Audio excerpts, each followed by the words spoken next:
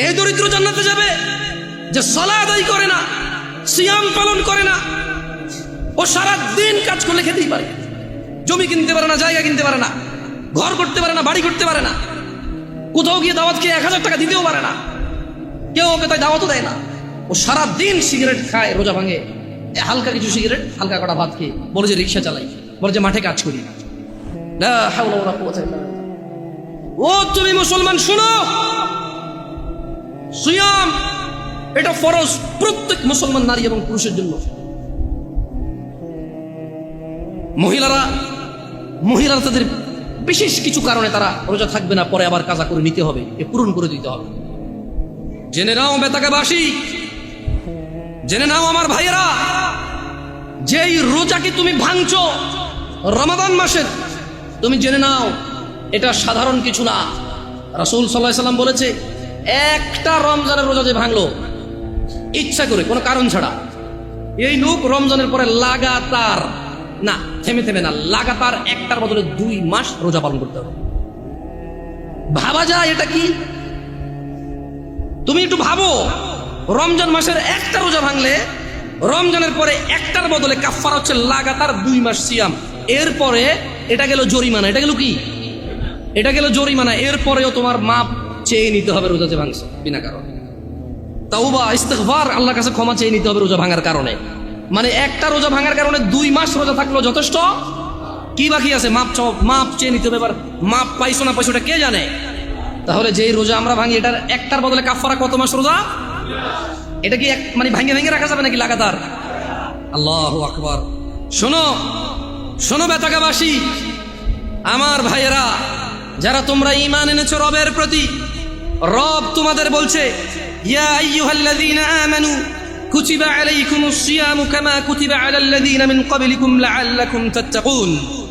বেতাকাবাসী, তোমরা যারা আল্লাহর প্রতি ঈমান এনেছো, যারা তোমরা ঈমান এনেছো শেষ দিবসের প্রতি, যারা তোমরা জানো এই পৃথিবী চিরস্থায়ী নয়, মৃত্যুর পর সাক্ষাৎ করবে তোমরা পৃথিবীর প্রতিপালক মানুষের স্রষ্টার সাথে, যিনি আমাদের সব কর্মকাণ্ডের হিসেব রক্ষা করছেন এবং সেই হিসেবের সম্মুখীন আমরা হতে হবে।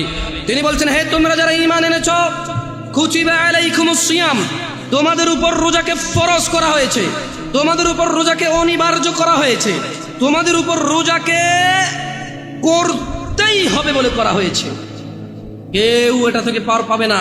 কামা কুতিবা আলাল্লাযীনা মিন ক্বাবলিকুম, ও মুহাম্মদের উম্মতরা সাল্লাল্লাহু আলাইহি ওয়াসাল্লাম, তোমরা যারা ঈমান এনেছো আল্লাহর প্রতি, জেনে রাখো তোমাদের উপর রমাদানকে ফরজ করা হলো যেমন তোমাদের পূর্ববর্তী, তোমাদের আগে যে নবী রাসূল এসেছে, তোমাদের আগে যে উম্মতরা ছিল, ওদের উপরও যেমন রোজা ফরজ ছিল, ঠিক তোমাদের উপরও তেমন রোজা ফরজ। কেন এই রোজা ফরজ করে আল্লাহ বলছে যে আল্লাহ নাকি এটা দয়া করেছে। তোমরা কি আল্লাহ দয়া নিতে চাও না? নিতে চাও? তবে শোনো, তোমাদের রব বলছে, কামা কুতিবা আলাল্লাযীনা মিন ক্বাবলিকুম, যেমনটা রোজা ফরজ ছিল তোমাদের পূর্ববর্তীদের উপরে, তো রোজা থাকলে কি হবে? লাআল্লাকুম তাত্তাকুন। আল্লাহ বলছে এই রোজাকে আমি তোমাদের জন্য বাধ্য করেছি, তোমরা এটাকে থেকে দেখো, তোমরা এটা পালন করে দেখো, একটা মাস তোমরা রোজা রেখে দেখো, দেখো তোমাদের আল্লাহ ভীরুতা বাড়বে, দেখবে তোমাদের আল্লাহর সাথে সম্পর্ক ভালো হবে, দেখবে তোমাদের আল্লাহর সাথে পরিচয় হবে, দেখবে তোমাদের আল্লাহর পরিচিতি বাড়বে, দেখবে তোমাদের আল্লাহর প্রতি সন্তুষ্টি বাড়বে, দেখবে তোমাদের পৃথিবীর মূল্য তোমরা বুঝবে, দেখবে তোমরা পৃথিবী থেকে বিদায় নেওয়ার পরে কোথায় তোমরা যাবে তার মূল্যায়ন তোমরা করতে পারবে। একটা মাস রোজা রেখে দেখো। আল্লাহ বলছে যে ও ঈমান আনছো তো শোনো, এই রোজাটা 1 মাস তোমার উপরে ফরজ এই জন্য করিনি যে তোমার কষ্ট হবে, এই জন্য করেছি যাতে তুমি তাকওয়াবান হতে পারো, যাতে তুমি আল্লাহ ভীরু হতে পারো। যেমন একজন ড্রাইভার ড্রাইভিং শিখায় কি মানুষকে অ্যাক্সিডেন্ট করার জন্য নাকি সুন্দর করে ড্রাইভ করার জন্য? একজন শিক্ষক বই শিখায় কি পড়ালেখা লেখে শিক্ষিত সুশিক্ষিত হওয়ার জন্য নাকি জঙ্গলি মূর্খ গাধাগর্দ হওয়ার জন্য? আল্লাহ বলছে, আমি আমার খুতবার শুরুতে 3টা আয়াত পড়েছিলাম, ইয়া আইয়ুহাল্লাযীনা আমানুত্তাকুল্লাহ, হে তোমরা যারা ঈমান এনেছো আল্লাহকে ভয় করো, হাক্কা তুকাতি, যেভাবে ভয় করা উচিত। তারপর আমি আরেকটা আয়াত পড়েছিলাম, ইয়া আইয়ুহান নাসুত্তাকু রাব্বাকুম, হে মানুষরা তোমরা তোমাদের রবকে ভয় করো। এরপর আমি আরেকটা আয়াত পড়েছিলাম, ইয়া আইয়ুহাল্লাযীনা আমানু, হে তোমরা যারা ঈমান এনেছো, ইত্তাকুল্লাহ ওয়া কুলু কওলান সাদীদা, তোমরা আল্লাহকে ভয় করো এবং সত্য কথা বলো। বেতাকাবাসী, তোমার মনে কি প্রশ্ন জাগে না জামে আল আকসার আজকের মসজিদের সম্মানিত মুসল্লিরা, আপনাদের মনে কি প্রশ্ন জাগে না? আল্লাহ বারবার বলছে ভয় করো রবকে যেভাবে ভয় করা উচিত। হে মানুষ, তোমরা তোমাদের রবকে ভয় করো, যিনি তোমাদেরকে সৃষ্টি করেছেন একজন মানুষ থেকে, তারপর বিভক্ত করেছেন নর এবং নারীতে। আপনাদের মনে কি প্রশ্ন জাগে না? আল্লাহ বলছে যে হে মানুষ, তোমরা যারা ঈমান আনছো তোমরা আল্লাহকে ভয় করো এবং সত্য কথা বলো। কিভাবে আল্লাহকে ভয় করব? প্রশ্ন জাগে কিনা? এই সূরা বাকারার 183 নম্বর আয়াত আল্লাহ বলছে যে কুতিবা আলাইকুমুস সিয়াম কামা কুতিবা আলাল লাযিনা মিন ক্বাবলিকুম লাআল্লাকুম তাত্তাকুন। তোমাদের উপরে রোজাকে ফরজ করেছি যেমনটা তোমাদের পূর্ববর্তীদের উপরে ফরজ ছিল, যাতে তোমরা আল্লাহকে ভয় করতে পারো। তাহলে আল্লাহ বারবার বলছে আল্লাহকে ভয় করো, আল্লাহকে ভয় করো, আল্লাহকে ভয় করো। আল্লাহকে যে ভয় করছি এর প্রমাণ কি? এটা অনেকগুলো আমালের মাধ্যমে প্রমাণ করতে হবে যে আমরা আল্লাহকে ভয় করি। কিন্তু খুবই ইম্পর্টেন্ট যেটা আল্লাহ সুবহানাহু ওয়া তাআলা উল্লেখ করেছে, একেবারে সরাসরি কথা বলেছে যে কামা কুতিবা আলাইকুমুস সিয়াম লাআল্লাকুম তাত্তাকুন, তোমাদের উপরেও রোজাকে ফরজ করা হয়েছে যাতে তোমরা আল্লাহকে ভয় করতে শিখো। তোমরা কি আল্লাহকে ভয় করতে শিখবা? সামনে রমাদান মাস আসতেছে, তোমরা তোমাদেরকে প্রস্তুত করো। আমি যারা ভ্যান চালায়, রিক্সা চালায়, অথবা খেটে খাওয়া, দৈনিক দিনে কাজ করে দিনে খায়, সবাইকে অনুরোধ করে বলবো আপনারা রমাদান মাসের জন্য কিছু কিছু কিছু কিছু কিছু জমান। যদি এমনটা হয় যে রিক্সা আপনার রোজা নিয়ে নেবে, ভ্যান আপনার রোজা নিয়ে নেবে, যদি এমনটা হয় মাঠের ওই বীজ বপন আপনার রোজা নিয়ে নেবে, যদি এমনটা হয় ওই গাছ কাটতে গিয়ে আপনার রোজা নিয়ে নেবে, যদি এমনটা হয় ওই মাটি কাটতে গিয়ে মাটি আপনার রোজা নিয়ে নেবে, যদি এমনটা হয় এই বাস ড্রাইভিং, এই বাস আপনার রোজা নিয়ে নেবে, যদি এমনটা হয় মানুষ যে তোমার দিন মজুরি, তোমার দিনের কর্ম তোমার রোজা নিয়ে নেবে, আল্লাহ ভীরুতা নিয়ে নেবে, তবে তুমি বাদ দিয়ে দাও ওই ভ্যান রোজার জন্য। ও এখন বলবে জামশেদ ভাই বড় অযৌক্তিক কথা বললেন, পেট না চললে তখন বুঝতেন। আরে তুমি, তোমার মেয়েটা জন্ম হলো বাঁচবে কিনা জানো না, তার জন্য গাছ লাগাও, মাছ পালো, ডিপিএস করো, সুদ ঘুষ হারাম কিচ্ছু তুমি পরোয়া করো না। কবে তোমার মেয়ে বড় হবে এই আরেক বেটার সাথে ভেগে যাবে, নাকি তোমার কথা মতো বিয়ে করে তোমার খরচ যেটা তুমি জমাচ্ছ সেই খরচ তুমি করতে পারবে? তাও তো তুমি নিশ্চিত না। তবু তুমি মাসে মাসে 2000 করে রাখছো কেন? সিয়ামের জন্য কি তুমি এই প্রস্তুতি নিতে পারো না? ও ভাই, তুমি যদি দিনের বেলা রিক্সা না চালাও, দেখবে যে সব লোক রাতে সন্ধ্যায় বের হচ্ছে। ভাই, তোমার দোকান খোলাতে যদি রোজা নষ্ট হয়ে যায়, দেখবে তুমি যখন দোকান দিনে খুলবা না তখন রাতেই তোমার বিক্রি হচ্ছে। কারণ মনে রাখবা এই নাঙ্গলকোটবাসী এই আশপাশ থেকে বাজার করে, দিনের বেলা দোকান না পেলে রাতে হলেও করতে হবে। দোকানই এগুলো মানুষ। মানুষ। عن ابن عمر رضي الله عنهما قال, ابن عمر رضي الله عنهما থেকে বর্ণিত তিনি বলেন قال رسول الله صلى الله عليه وسلم, রাসূলুল্লাহ সাল্লাল্লাহু আলাইহি ওয়াসাল্লাম বলেছেন বুনিয়াল ইসলামু আলা খামস, ইসলামের স্তম্ভ 5টি। তো কি? শাহাদাতি আল্লা ইলাহা ইল্লাল্লাহ ওয়া আন্না মুহাম্মাদুর রাসূলুল্লাহ। এই ইসলাম, পুরো ইসলামটা এই 5টা খুঁটির উপরে আছে। এই 5টা খুঁটির উপরে আছে, এরকম 5টা খুঁটির উপরে এই বুনিয়াল ইসলাম আলা খামস, এই 5টা স্তম্ভের উপরে ইসলাম। তোমার যত আমাল, তোমার যত সৎকর্ম, তোমার যত নেকির পুণ্য কাজ, সবকিছু এই 5টা আমালের মধ্যে আছে। এই 5টা খুঁটির মধ্যে আছে তোমার সমস্ত আমাল, ভালো অথবা মন্দ। ইসলামটাই টিকে আছে 5টা খুঁটির মধ্যে। বুনিয়াল ইসলাম আলা খামস, 5টা স্তম্ভের মধ্যে ইসলামটা আছে। ইসলামের স্তম্ভই হচ্ছে 5টা। তো 1 নম্বর স্তম্ভ কি? 5টি স্তম্ভের মধ্যে একটি স্তম্ভ হচ্ছে আল্লাহকে সাক্ষ্য দেওয়া যে তিনি ছাড়া কোনো মাবুদ ইবাদত যোগ্য, উপাস্য যোগ্য, পরোয়া যোগ্য, ভয় যোগ্য দিতে পারে এমন কেউ তিনি ছাড়া নেই। তিনি ওয়াহাব, তিনি রহমান রহিম, ওয়াদুদ, গফুর, করিম, তিনি সত্তার, জব্বার, তিনি কাহার, তিনি বিচার দিবসের মালিক, তিনি পৃথিবীর মালিক, তিনি আসমান ও জমিনের মালিক। লা ইলাহা ইল্লাল্লাহ, কোনো ইলাহ নেই, কোনো মাবুদ নেই, কোনো হকদার নেই আল্লাহ ছাড়া ইবাদতের, এইরকম সাক্ষ্য দেওয়া এবং তার সঙ্গে সাক্ষ্য দেওয়া যে মুহাম্মদ ইবনে আব্দুল্লাহ সাল্লাল্লাহু আলাইহি ওয়াসাল্লাম, আব্দুল্লাহর পুত্র মুহাম্মদ সাল্লাল্লাহু আলাইহি ওয়াসাল্লাম, আমিনার পুত্র মুহাম্মদ সাল্লাল্লাহু আলাইহি ওয়াসাল্লাম আল্লাহর প্রেরিত বান্দা এবং রাসূল। এই সাক্ষ্য যে দিল সেই ইসলামের একটা স্তম্ভকে দাঁড় করানো নিজের জন্য। ওয়া ইকামিস সালাহ, এবং সালাত প্রতিষ্ঠা করা। সালাত হচ্ছে ইসলামের আরেকটি স্তম্ভ। ওয়া ইতাইজ যাকাত, এবং যাকাত প্রদান করা, যাকাত আদায় করা। যাকাত দেওয়া ইসলামের আরেকটি স্তম্ভ, ওয়াল হজ, এবং সামর্থ্যবান হজ করবে, সামর্থ্যবান যাকাত দেবে, ওয়া সাওমি রমাদান। ইয়া নাস, মানুষ ইসলামের স্তম্ভ পাঁচটি। এই পাঁচটি স্তম্ভের মধ্যে অন্যতম একটি স্তম্ভ হচ্ছে ওয়া সাওমি রমাদান, রমজান মাসে সিয়াম পালন করা। তাহলে যে রমাদান মাসে সিয়াম পালন করে না, তার ইসলাম যে পাঁচটি স্তম্ভের উপরে টিকে আছে এটা পড়ে গেল। 5 তলা বিল্ডিং, আরে 5 তলা বাদ দেন, 2 তলা বিল্ডিং। আচ্ছা, এই মসজিদটা কোনো তালা আছে এখন? উপরে কি উঠছে? এটা যদি পিলার এখন যদি বুলডোজার দিয়ে ভেঙে দেওয়া হয়, এখানে এটার ভিতরে কে এসে বসবে এখন নামাজ পড়তে? পিলার কিন্তু 16-17টার উপরে আছে, জায়গা 18টা আছে মনে হয়, আরো বেশি হতে পারে, আমি জানি না। যে স্পেস আরো বেশি হতে পারে পিলার। এই এতগুলো পিলারের মধ্যে একটা পিলার যদি মানে কেউ যদি বলে যে ভাঙ, পিলারটা ভাঙ, ধর এটা ভাঙ, বসবেন না এখানে? আরে ভাই 20, 22টা 17, 18 পিলারের মধ্যে একটা পিলার ভাঙিয়ে গেলে বসবেন না? ভাঙিয়ে পড়বে না। মাত্র 5টা পিলার ইসলামের। কয়টা? নামাজ একটা পিলার, যেটা অধিকাংশ মানুষের ভেঙে ফেলছে, নাই। রমাদান এভাবে যে মানুষ ভাঙে, আমি ঢাকা শহর না গেলে আমি জানতাম। ওই যে তাল খাওয়া না দেখলে, আল্লাহ আল্লাহর কসম, আমি সৌদি আরবে ছিলাম, মানুষ যেভাবে জনসম্মুখে মুসলমান দাঁড়িয়ে আছে মুখে, আবার তারাবিও পড়ে, চেষ্টা করে মাঝে মধ্যে তারাবি পড়তে, 1-2 রাকাত 4 রাকাত যা পারে পড়ে। মানুষ যেভাবে সিয়াম মানে তার ইসলামের স্তম্ভটাকে সে নিজে যে ইসলামের উপরে টিকে আছে, সেই ইসলামের স্তম্ভকে যে তার জন্য নিজের জন্য যেভাবে ভেঙে ফেলে, এবং সে স্টিল দাঁড়ায় থাকে, মনে করে আরে মরে গেলে কোরআন খতম করে দেবে শেষ জান্নাত। এখানে মানুষ কোরআন পড়ে না, খতম করে।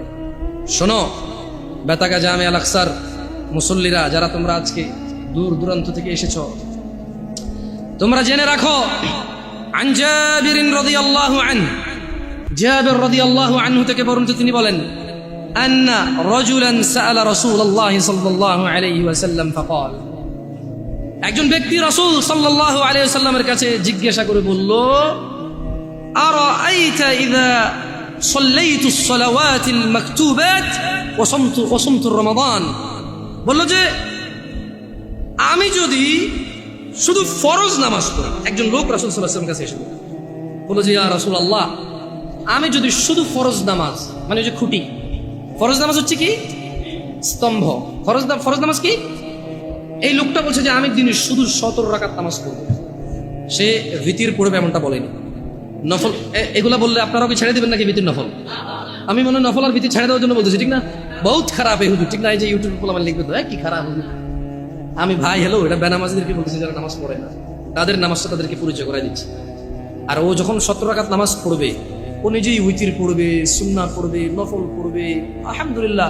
ওর যখন ভালোবাসা চলে আসবে নামাজের সাথে, ও নিজেই এই হুট করে বজু করে 2 রাকাত নামাজ এমনিতেই পড়বে ইনশাআল্লাহ। নামাজটাকে ভালোবাসলে ও উদ্বিগ্ন হয়ে যাবে যে জোহর শেষ হয়ে গেলে আসর কখন আসবে।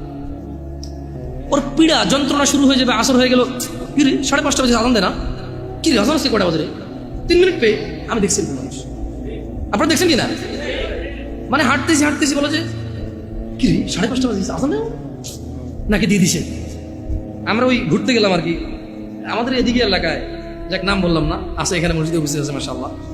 তো বলে যে আমার সাথে আজান তো দিয়ে দিছে মনে হয়, এদিকে কোনো আজান শোনা যায় না। আমরা ওই যে একটা খাল বিল কিছু একটা পাড়েছিলাম আর কি, একটু জনমানবের বসতির একটু বাহিরেই। তো আমার বললো যে না ভাই 5:30 বাজে আজান দিয়ে দিয়েছে। আমি বললাম ভাই মোবাইলে আজান দিয়ে, মোবাইলে আজান বলেছে একটু দেখেন তো আপনার টাইম ঠিক আছে কিনা, মোবাইল ঠিক আছে।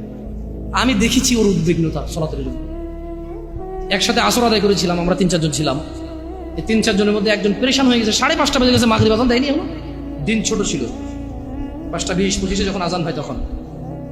তো শোনো বেতাগার মানুষ, রাসূল সাল্লাল্লাহু আলাইহি ওয়াসাল্লামের কাছে একজন ব্যক্তি এসে বলল, ইয়া রাসূলুল্লাহ, আমি যদি শুধু দিনে 17 রাকাত ফরজ সালাত আদায় করি এবং রমজান মাসে রোজা রাখি, ওয়া আহলালতুল হালাল ওয়া হারামতুল হারাম, এবং হালালকে হালাল হিসেবে, হারামকে হারাম হিসেবে মেনে চলি, ওয়ালাম আযিদ আলা যালিকা শাইআ আদখুলুল জান্নাহ আদখুলুল জান্নাহ। একজন লোক কার কাছে এসেছে? মুস্তাফা সাল্লাল্লাহু আলাইহি ওয়াসাল্লামের কাছে এসে বলল, ইয়া রাসূলুল্লাহ, আমি যদি দিনে শুধু 17 রাকাত নামাজ, ফজর 2, জোহর 4, আসর 4, মাগরিব 3, ইশা 4, ব্যাস, কমও না বেশিও না। আর আমি কোনো রোজা রাখবো না, কোনো মানে কোনো, শুধু রমজান মাস এসে আমি বরাবর পুরো রমজান মাস রোজা রাখবো, আর বেশিও রাখবো না কমও রাখবো না।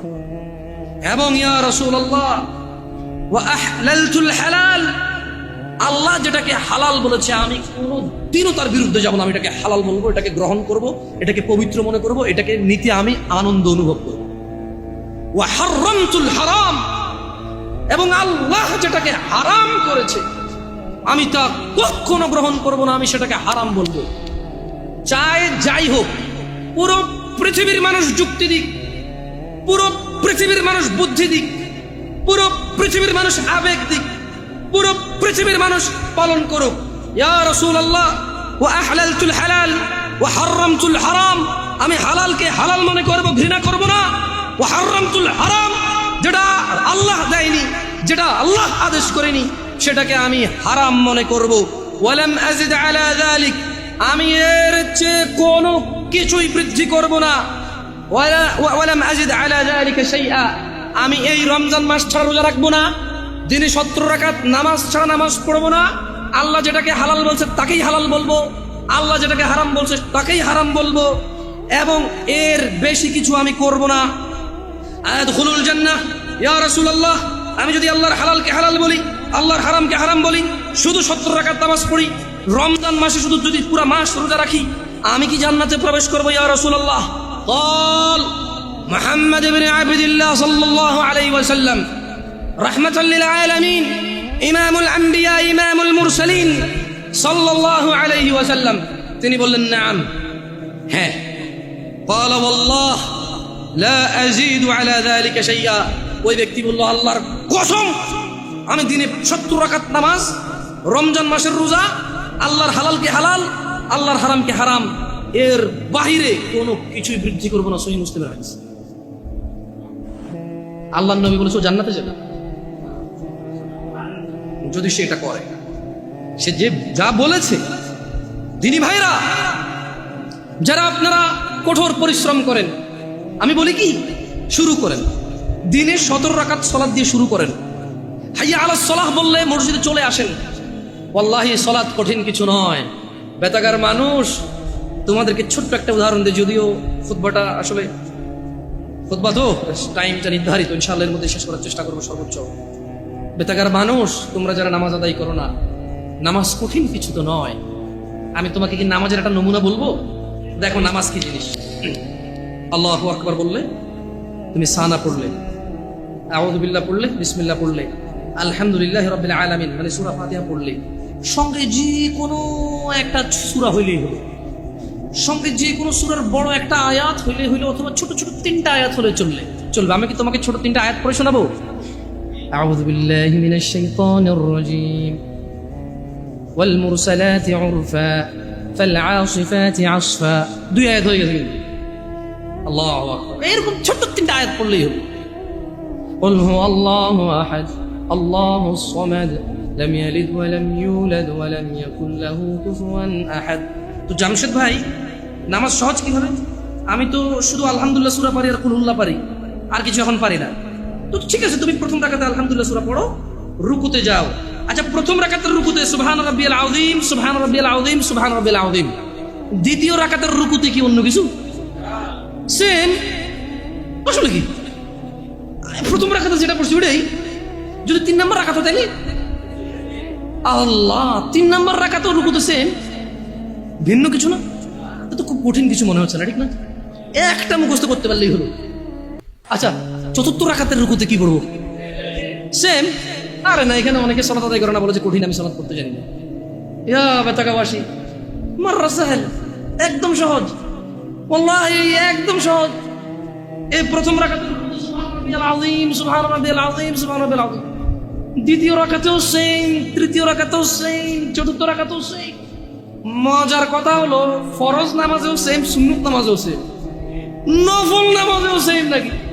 ইয়া আল্লাহ আল্লাহ আল্লাহ আল্লাহ, লা ইলাহা ইল্লাল্লাহ, লা ইলাহা। ঈদের নামাজও সেম। ওয়াল্লাহ ঈদের জন্য স্পেশাল কিছু হবে না। এই সুবহান রাব্বিল আযীম, নফল, সুন্নত, ফরজ, একবারে যত নামাজে মানুষ রুকুতে যায় সেম এটা পড়ে সুবহান রাব্বিল আযীম। তাহলে এটা কি কঠিন কিছু? আচ্ছা, দ্বিতীয় রাকাতের শুরুটা কি দিয়ে হবে? সূরা বাকারা দিয়ে। এই মেয়ে, প্রথম রাকাতে আলহামদুলিল্লাহ সূরা পড়ছেন না? সূরা আল মায়েদা দিয়ে হলে মনে ভালো হয়। কঠিন, অনেক কঠিন, বিশাল বড় সূরা। এই তোমরা যারা নামাজ পড়ো না বলতেছো নামাজ জানো না, প্রথম রাকাতে তো আলহামদুলিল্লাহ সূরা পড়ছো, দ্বিতীয় রাকাতে কি পড়বা? ইয়া আল্লাহ, প্রথম রাকাতের মতোই। ও তাহলে আমরা তার মানে সেম সেম 1 টাকা, যেরকম ধরো এখানে 1 টাকা 2টা নোট, দুটোটা সেম না, 1 2, তার মানে 2টা, এই জন্য 2। তার মানে সালাত 1 রাকাত যেভাবে পড়ে 2 রাকাতও 3 রাকাতও, জাস্ট বারবার রাকাতের কারণে সংখ্যা কাউন্ট করা হয়। যেমন ফজর 2 রাকাত পড়ে 2 পড়া হয়, জোহর 4 রাকাত পড়ে 4 পড়া হয়, মাগরিব 3 পড়া হয়। বেতাকে বাসে কি বুঝতে পারছো নামাজ কঠিন কিছু না? আচ্ছা, আরেকটা প্রশ্ন, ফরজ নামাজে বৈঠকে আত্তাহিয়াতু পড়ি, সুন্নত কি পড়া লাগবে? ইয়া আল্লাহ, তোমরা এই নামাজ পড়ো না, এটা কঠিন নাকি? বেতাকাবাসী, তোমাদেরকে আমি আহ্বান জানাচ্ছি, সালাতের দিকে আসো। শোনো বেতাকাবাসী, জামশেদ মজুমদার শুধু পড়ে শুনিয়েছি। হাদিস জাবির রাদিয়াল্লাহু আনহু থেকে বর্ণিত, সহিহুল মুসলিমে উল্লেখিত হাদিস। ব্যক্তি এসে রাসূল সাল্লাল্লাহু আলাইহি সাল্লামকে বলেছে, শুধু 17 রাকাত নামাজ পড়ো, বাস। রমজান মাস আসলে রোজা রাখবার, কোনো রোজা রাখবো না দুনিয়াতে, যা রোজা আছে। ইয়া রাসূলুল্লাহ, আল্লাহ যেটাকে নিষেধ করছে সেটাকে আমি নিষেধ করবো, আমি এটা করবো না। আল্লাহ যেটাকে হালাল করছে, পুরো পৃথিবীর মানুষ যদি অপছন্দ করে, আমি বলবো এটা সুন্দর, এটা ভালো, এটা করো, বাড়তি কিছু করবো না। আমি কি জান্নাতে যাব? তিনি সাল্লাল্লাহু আলাইহি সাল্লাম বলেছেন, নাম, তুমি জান্নাতে যাবা যদি এমনটা করো। যারা আপনারা অভাবের দোহাই দিয়ে সালাত আদায় করেন না, আপনাদেরকে বলে রাখি, ঈশার নামাজ 15 রাকাত নয়, ঈশার নামাজ মাত্র 4 রাকাত। আমি এই আমার নাঙ্গলকোটে আমার গ্রামে এসে মুরব্বীদেরকে জিজ্ঞেস করেছি, বলেছি যে ঈশার নামাজ 15 রাকাত কিভাবে? বললাম, দাদা ঈশার নামাজ কেমনে 15 রাকাত? ওই বড় সুন্নত সাইড, ফরজ সাইড কত হয়েছে? বললাম 8। কত দর সুন্নত 2 রাকাত কত হয়েছে? বললাম 10। নফল 2 রাকাত 10। বললাম, দাদা এটা ধরতে না, কাকা নফল কেন ঈশা ধর নাই? নফল তো নফল নিজেই নামাজ, এটা ঈশা কেন? তুই তো বাজারিয়া কথা কস, তুই আসলে তুই নফল 2 রাকাত। আমি বললাম, না দাদা, নফল ঈশা নয়, ঈশা নিজে একটা নামাজ, নফল নিজে একটা নামাজ। ঈশা কেমনে 2 রাকাত হয়? নফলের কি সীমা আসেনি? এ বেতাগার মানুষ, নফলের কি সীমা আছে? এ আসর মানে মাগরিবের পরে কি ঈশার আগে কি 2 রাকাত নফল ফরজ যাইতো না? ঈশার নামাজের পরে রাত 12টা বাজে কি 2 রাকাত নফল ফরজ যাইতো না? দিনে 10টা বাজে নফল নামাজ ফরজ যাবো নি? তো ওটার কি টাইম আসেনি? এটা নিষেধ না আছে যে মাকরু সময় ঘুরতে হইতো না। তাই বললাম, না দাদা, আমি নফল নামাজ ধরতে না 2 রাকাত ঈশা। কত ধরস্যা? ঠিক আছে, তর্কের খাতিরে ধরে নিলাম আমি। তারপরে কত হইলো দাদা? কয় 12। বললাম, ঠিক আছে, বাকি 3 কেমনে আমার কোন? আমাকে বললো যে ভিতর 3 রাকাত। আমি বললাম যে ভিতর তো নিজেই একটা নামাজ, একটুকে নফল করে আসে, যাক, নফলের যত কোনো টাইম নাই, আপনি ঈশার মধ্যে 2 রাকাত দিচ্ছেন, ঠিক আছে। মানুষ নফল করলে ইনশাল্লাহ কিয়ামতে যখন সে যাবে, তার নামাজ ঘাটতে থাকলে আল্লাহ এই 2 রাকাত নফলকে তার ফরজে নিয়ে আসবে ইনশাআল্লাহ। ভিতরের নামাজ আল্লাহ নিয়ে যাবে, কিন্তু ভিতর তো নিজেই একটা নামাজ দাদা। এটা ঈশার নামাজের যখন কোনো মানুষ ঈশা শেষ করবে, তখন তাই ওর উপরে ভিতরে স্টার্ট হবে। আচ্ছা, কোনো মানুষ ঈশা পড়ে না, ভিতর পড়বে, পড়লে কি ধরে রাখবেন? ধরেন লোকটা আজকে রাত 12টা বাজে এখন একটা বক্তব্য শুনলো, এক আয়াত পড়লো, পড়ার পরে সে চিন্তা করলো যে না, তার তওবা করা দরকার, সে এখন ঈশা পড়ে ভিতর পড়তে পারবে না? পারবে তো। কিন্তু আমি বলতে চাই বেতাকার জনসাধারণকে, ও বেতাকার জনসাধারণ, তোমরা যেই নামাজটাকে তোমরা আদায় করো না, তা তোমাদের ইসলামকে টিকিয়ে রাখার খুঁটি। সিয়াম ভঙ্গ করলে তো বছরে একবার আসে, একটা খুঁটি ভেঙে ফেললে দিনে 5 বার তোমার খুঁটিটাকে তুমি ভাঙো, দিনে 5 বার তুমি তোমার খুঁটিটাকে ভাঙো। তোমার ঘরের একটা পিলার না থাকলে তুমি ঘরে থাকবা না, অথচ তোমার প্রতিদিন তোমার যে স্তম্ভের উপরে তোমার ইসলাম টিকে আছে, সেই স্তম্ভটাকে তুমি ভাঙো, একটু ভয় পাও না, তোমার জাহান্নামে যাওয়ার ভয় আসা উচিত। জেনে রাখো, তুমি দিনে 17 রাকাত নামাজ এবং রমজানের রোজা দিয়ে শুরু করো। রোজা রাখলে আল্লাহ তোমার তাকওয়া বৃদ্ধি করবে। সিয়াম পালন করো, তুমি রমজান মাসে রোজা ভাঙিও না। জেনে রাখো, তুমি যদি একটা রোজা ভাঙো, একটা রোজার কাফারা লাগাতার 2 মাস রোজা, লাগাতার, মধ্যখানে বিরতি দেওয়া যাবে না। লাগাতার 2 মাস রোজা থাকলে একটার বদলে কাফারা হবে। এরপরে যথেষ্ট নয় এই কাফারা, এই 2 মাস লাগাতার রোজা থাকার পরে আল্লাহর কাছে মাপ চাইতে হবে, তুমি বিনা কারণে কেন রোজাটা ভাঙলে। এরপরে কিয়ামত পর্যন্ত, বিচার মাঠ পর্যন্ত অপেক্ষা করা লাগবে, এটা জানার জন্য যে তুমি যে তওবা করেছো, এই তওবা আল্লাহ কবুল করেছে কিনা। কত ভয়ানক একটা ব্যাপার না? রোজা রাখবা ইনশাআল্লাহ, রোজা রাখবা ইনশাআল্লাহ। বেতাগার মানুষ, খুশি হয়ে যাও, সন্তুষ্ট হয়ে যাও রবের প্রতি, তারা যারা তোমরা রমজান মাস পাচ্ছ। আল্লাহ আমাদের সবাইকে রমাদান পর্যন্ত পৌঁছে দিন। ইয়া আল্লাহ, রমাদান পর্যন্ত না নিয়ে আপনি মৃত্যু দিয়েন না। জানবে তুমি রমাদান কি জানবে। আন আবি হুরায়রা রাদিয়াল্লাহু আনহু, আবু হুরায়রা রাদিয়াল্লাহু আনহু থেকে বর্ণিত, তিনি বলেন আন্না রাসূলুল্লাহ সাল্লাল্লাহু আলাইহি ওয়াসাল্লাম قال, রাসূল সাল্লাল্লাহু আলাইহি সাল্লাম বলেছেন, ইযা জাআ রমাদান ফুতিহাত আবওয়াবুল জান্নাহ। ও মানুষ শুনে নাও, আবু হুরায়রা বলছে মুহাম্মদ সাল্লাল্লাহু আলাইহি ওয়াসাল্লাম বলেছে, ইযা জাআ রমাদান, যখন রমাদান মাস আসে, আল্লাহ আল্লাহ আল্লাহ আল্লাহ আল্লাহ, ফুতিহাত আবওয়াবুল জান্নাহ, আবওয়াবুল জান্নাহ, জান্নাতের দরজা খুলে দেওয়া হয়। ওয়া গুল্লিকাত আবওয়াবুন নার, জাহান্নামের দরজাকে বন্ধ করে দেওয়া হয়। আলহামদুলিল্লাহ, ইয়া আল্লাহ, কি মাস এটা, ইয়া আল্লাহ, আরে কি মাস, সুবহানাল্লাহ সুবহানাল্লাহ। জান্নাতের দরজা খুলে দেওয়া হয়, জাহান্নামের দরজা বন্ধ করে দেওয়া হয়। ওয়া সুফিদাতিশ শায়াতিন, এবং দুষ্ট জিনদেরকে বন্দী করে ফেলা হয়। রোজা যে ভাঙছো, শয়তানের তো দোষ দিতে পারবে না। রমজান মাসে যারা নামাজ পড়ে না, তারা তো ইবলিশের দোষ দিতে পারবে না। যদিও কিয়ামতে ইবলিশের দোষ দিয়ে পার পাওয়া যাবে না রমজান মাস ছাড়াও, কিন্তু বড় আফসোস, যারা রমজানের সিয়াম পালন করে না, 5 ওয়াক্ত সালাত আদায় করে না, জেনা করে, ধূমপান মদ পান করে, গাঁজা পান করে, যারা রমাদানে জুলুম করে স্ত্রীদের প্রতি, যারা ছেলে সন্তানের প্রতি জুলুম করে, যারা গালাগালি মারামারি করো, তোমরা রমাদানে ইবলিশের তো দোষ দিতে পারবে না।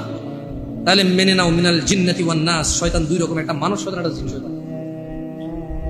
এই রমাদান আসলে বোঝা যায় কোনটা মানুষ শয়তান। ইবলিশ শয়তান তো দেখা যায় না, মানুষগুলো দেখা যায়। আল্লাহ মাফ করুন, আল্লাহ আমি তিরস্কার করে বলছি না, দেখা যায়। আল্লাহ ক্ষমা করে হিদায়াত দান করুন আমাদেরকে। শুনে নাও, শুনে নাও, বেতাকাবাসী আন আবি হুরায়রা রাদিয়াল্লাহু আনহু ইয়াকুল, আবু হুরায়রা রাদিয়াল্লাহু আনহু থেকে বর্ণিত, তিনি বলেন, قال রাসূলুল্লাহ সাল্লাল্লাহু আলাইহি ওয়াসাল্লাম قال, রাসূল সাল্লাল্লাহু আলাইহি ওয়াসাল্লাম বলেছেন, কুল্লু আমালি ইবনি আদম লাহু ইল্লা সিয়াম, যত আমল আছে বনি আদমের সব কিছু তার নিজের জন্য, ইল্লা সিয়াম, সিয়াম ব্যতীত, ফাইন্নাহু লি, কেননা সিয়াম আল্লাহর জন্য, ওয়া আনা আজজি বিহি, আল্লাহ বলছে আমি নিজে সিয়ামের প্রতিদান দান করব। তোমার সালাত, তোমার যাকাত, তোমার হজ, তোমার সাদাকা, আল্লাহ সুবহানাহু ওয়া তাআলা বলছে কুল্লু আমালি ইবনি আদম লাহু, সব ভালো কাজ বনি আদমের তার জন্য, ইল্লা সিয়াম, রোজা ছাড়া, ফাইন্নাহু লি, আল্লাহ বলছে যে রোজা হচ্ছে আল্লাহর জন্য, ওয়া আনা আজজি বিহি, এবং আমি মানে আল্লাহ নিজে রোজার প্রতিদান দান করবে, কেউ দিতে পারবে না। তোমরা কেউ মিস করি না এটাকে। ওয়াসিয়ামুল জুন্নাহ, মনে রাখবে রোজা হচ্ছে ঢাল স্বরূপ। ওয়া ইযা কানা ইয়াউমু সাওমি আহাদিকুম ফালা ইয়ারফুস ওয়ালা ইয়াসখাব, সিয়াম পালনের দিন তোমাদের কেউ যেন অশ্লীলতায় লিপ্ত না হয় এবং ঝগড়া বিবাদ না করে। ফাইন সাব্বাহ আহাদুন আও আও আও আও কাতালাহ ফালইয়াকুল ইন্নী আমরুন সিয়াম, ইন্নী আমরু সিয়াম। যদি কেউ তাকে গালি দেয়, তোমাদের মধ্যে যদি কাউকে কেউ গালি দেয় অথবা ঝগড়া করে, সে যেন বলে আমি ঝগড়াও করবো না, গালিও দিব না, আমি সিয়াম। কারণ সিয়াম কার জন্য? সব আমল কার জন্য? সব আমল কার জন্য? নিজের জন্য। সিয়াম কার জন্য? সিয়ামের প্রতিদান কে দিবে? আল্লাহ তাআলা দিবে। শোনো, রমাদান আসতেছে, মানুষ রমাদান মাস জান্নাতের দরজা খুলে যায়, জাহান্নামের দরজা বন্ধ করে দেওয়া হয়, শয়তানদেরকে বেঁধে ফেলা হয়। মানুষ রমাদান মাসে কোরআন নাজিলের মাস, তোমরা কোরআনুল কারীম শিক্ষার একটা ব্যবস্থা গ্রহণ করো, এই রমাদান মাসকে তোমরা কাজে লাগাও। আমি এই বলে আমার খুতবা শেষ করব ইনশাআল্লাহ তাআলা। ইন্নাল্লাহা ওয়া মালাইকাতাহু ইউসাল্লুনা আলান নবী ইয়া আইয়ুহাল্লাযীনা আমানু সাল্লু আলাইহি ওয়া সাল্লিমু তাসলিমান কাসীরা। আল্লাহুম্মা সাল্লি আলা মুহাম্মাদ ওয়া আলা আলি মুহাম্মাদ কামা সাল্লাইতা আলা ইব্রাহিম ওয়া আলা আলি ইব্রাহিম ইন্নাকা হামিদুম মাজিদ। আল্লাহুম্মা বারিক আলা মুহাম্মাদ ওয়া আলা আলি মুহাম্মাদ কামা বারাকতা আলা ইব্রাহিম ওয়া আলা আলি ইব্রাহিম ইন্নাকা হামিদুম মাজিদ। আল্লাহ সুবহানাহু ওয়া তাআলা আমাদের সবাইকে রমাদানের নেকি অর্জন করার তৌফিক দান করুন। আল্লাহ তাআলা আমাদেরকে রমাদানের পূর্বে যে কয়দিন সময় আছে, রমাদান নিয়ে চিন্তা ভাবনা এবং একটা প্রস্তুতি নেওয়ার সুযোগ দান করুন। তিনি আমাদেরকে তৌফিক দান করুন। রমাদান মাস উপলক্ষে তিনি আমাদের ভিতরে কোরআনুল কারীমকে গেড়ে দিন, তিনি আমাদের কোরআনের জ্ঞান বৃদ্ধি করে দিন, তিনি আমাদের রিজিক বরকত দান করুন, তিনি আমাদের সুস্থ এবং সবল রাখুন, তিনি আমাদের জীবন ধন সম্পদের নিরাপত্তা দান করুন। আল্লাহ, আপনি রমাদান পর্যন্ত আমাদেরকে পৌঁছে দিন। আল্লাহ, আপনি অনেকগুলো রমাদান আমাদের লাইফে, আমাদের নসিবে আপনি তৌফিক দান করুন। ইয়া আল্লাহ, ইয়া আল্লাহ, রমাদান যত কল্যাণ আছে সবগুলো আপনি আমাদেরকে দান করুন। ইয়া আল্লাহ রমাদানে যত তাকওয়া আছে আপনি আমাদেরকে দান করুন। ইয়া আল্লাহ রমাদানে মানুষ যতটুকু উপকৃত হওয়া সম্ভব আপনি আমাদেরকে ততটুকু উপকৃত করুন। ইয়া আল্লাহ আপনি আমাদের জ্ঞান বৃদ্ধি করে দিন, আপনি আমাদের কোরআনুল কারীমের জ্ঞানী তৈরি করুন। ইয়া আল্লাহ আপনি আমাদের কোরআনুল কারীমের জন্য জিহ্বাকে সহজ করে দিন। আল্লাহ আমাদের জিহ্বার জড়তা দূর করে দিন। আল্লাহ আমাদের বক্ষ প্রশস্ত করে দিন। আল্লাহ আমাদের মৃতদেরকে আপনি ক্ষমা করুন। আল্লাহ আপনি আমাদের জীবিতদেরকে ক্ষমা করুন এবং